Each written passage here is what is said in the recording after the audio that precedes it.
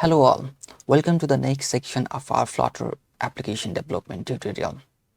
In today's video, we'll dive into creating our first Start application. To get it started, let's open any web browser and navigate to Pad. So let's go to www.pad.dev. It is an online pad where we can write our Dart code and execute them.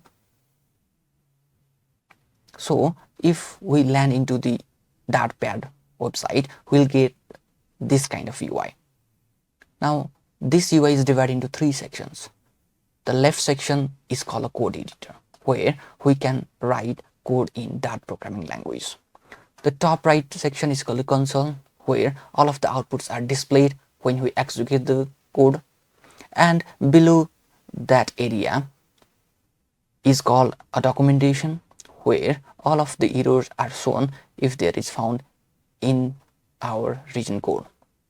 There is a small button called run button. This button is used to execute the code written in our code editor. So if I click this run button, now this IDE will execute the code written here and the output will be displayed in this console. Now in the next video, we will be diving into writing our first Dart application in this console. Hello all, welcome back. In this video, we are going to write our first Dart application. So let's start from the scratch. So I'll remove all of this existing code from the code editor. Every programming language has one entry point, and that has also one entry point, and that entry point is known as main function. So we'll have to write everything inside that main function. So let's create entry point at first. In order to write main function, we have to simply write main keyword followed by parentheses. And we have to write opening and closing curly braces. The area between the opening and closing curly braces is known as the scope of that function. Everything that we write inside that curly braces will be executed by this application. Now let's write one application that prints hello world in our console. In order to print hello world in our console, we have to use a statement that is given by the Dart, and the statement is print statement. In order to use that print statement, we have to write print followed by a parenthesis. The thing that we have to display in a console has to be written inside that parenthesis. Since we are going to display hello world in a console, we have to write hello world. Remember that hello world is a text, so we have to write every text enclosed inside a quote. Either we can use single quote or double quote. So I'll write hello world. Every line in a Dart programming language should end with a semicolon. I have not given semicolon here, so the Dart is showing me an error expected to find semicolon. So I'll give one semicolon at the end of this statement.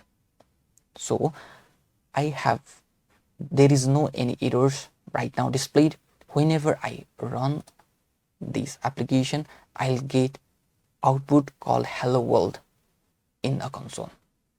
And congratulations, we have successfully created hello world application in Dart programming language. In our last video, we have discussed how to print hello world using a print statement. Now let's enhance our program by adding another line of code that prints this is my first application. For that, we have to use print statement as well.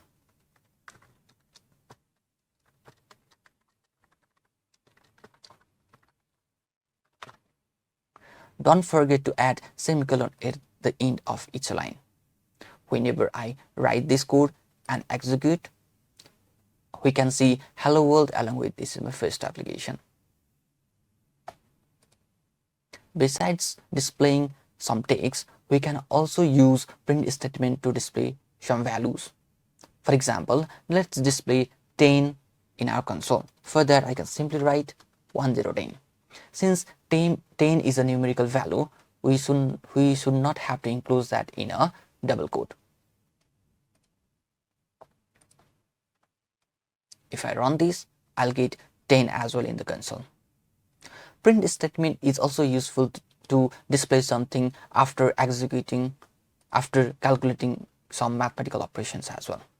I'm going to say that whenever I write 10 plus 10 inside the print statement, then it will at first do mathematical operations of 10 plus 10 and the result will be displayed in a console. That's why here the output will be 20. Likewise, I can write any other mathematical operations as well. 10 divided by 2 and the output will be 5.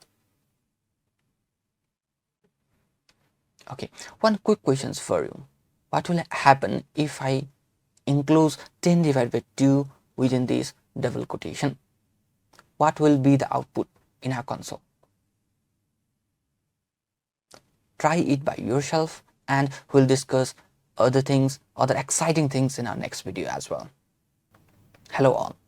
In this video, we'll explore the significance of comments in depth programming and see how they can improve code readability and collaboration among developers. Comments are simply a line of codes that are ignored by the compiler and serve as valuable annotations for the human readers. Remember that we use comments to explain the code to our fellow developers or to write some valuable information for us for the future reference. In that programming language, there are typically two types of comments. The first one is a single line comment and the second one is multiple line comments. Now we will understand single line comment first. So in order to write single line comments, we just first write two forward slashes. After we write two forward slashes, the color will be changed to different, and the thing that we write after the slashes will be a comment, and this will be not executed by the code editor. For example, if I have to explain print hello world to my fellow developers, or if I have to explain this thing for my future reference, then I'll simply write, this is my first application in that programming language.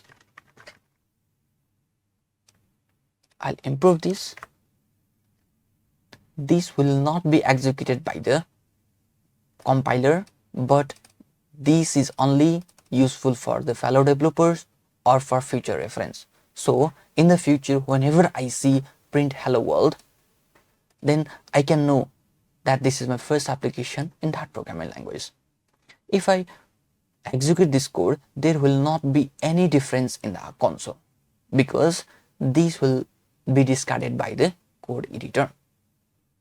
Let's write another comment for this is my first application. This is another statement printed using print statement. Okay, I will add another comment for this print statement as well. Print statement is useful to print numerical values as well. Print statement can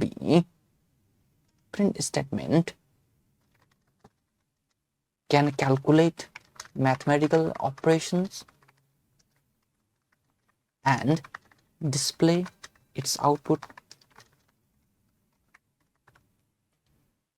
Okay, here I have written comment for each line of the print statement to make you understand what each of the line are doing.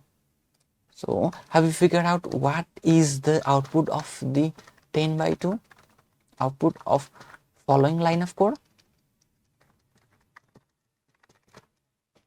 Since I have written 10 by 2 inside a double quote, it is a text or a string. So anything that I have printed inside a double quotation will be printed exactly what I have written there. So if I run this, I will get 10 by 2.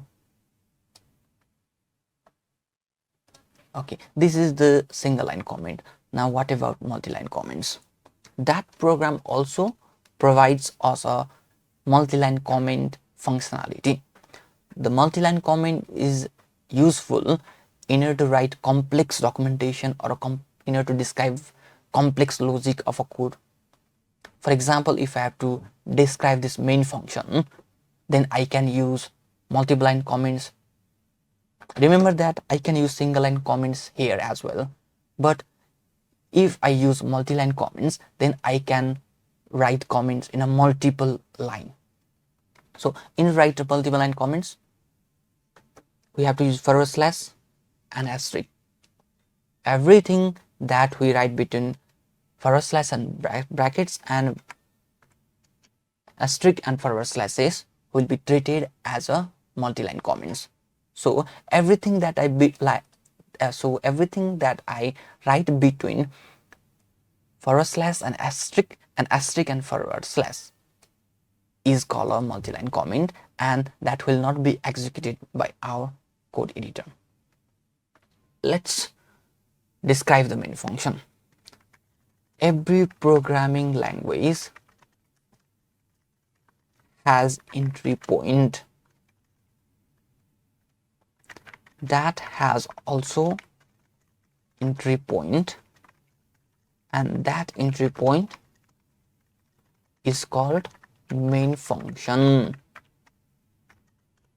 So the function below is entry point of that programming in a multiple line, which is useful to describe long things in our code. Okay, that's much for the comment section.